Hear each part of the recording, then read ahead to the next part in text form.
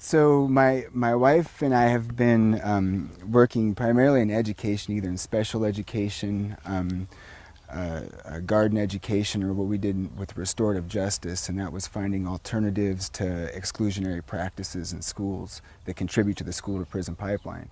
And some of the stuff that we started picking up on seemed pretty universal. And one of those things was, again, youth being able to connect with the earth in a way that a lot of them have no idea.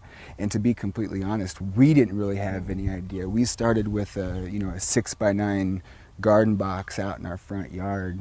And I was teaching garden education at one of the schools our son went to, and mainly behavioral kids. If they were having a little bit of a problem inside, I would just get them out in the community garden and get them busy and get them working. And yeah, so we figured, why don't we bring that knowledge and that experiences back here?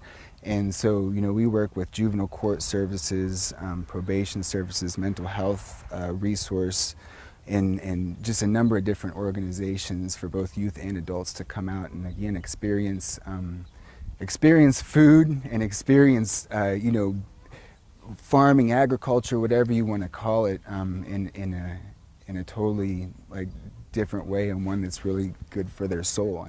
Yeah, so Wednesdays we have vocational rehab that comes out consistently for the last, they have a set 13 to 15 weeks, and every time we usually have about a project for the first 45 minutes to an hour. We break and then we come back and do either finish up that project or have another project. We're going to be pickling. We planted cucumbers. They're going to be harvesting the cucumbers. We're going to be pickling the cucumbers, and then they get to take their canning home. Yeah, and then as far as working with juvenile court services and adult probation and things like that, that's more of a longer term thing. So but even with that, we try to do a little bit more one-on-one instead of large groups to kind of do some level of mentorship.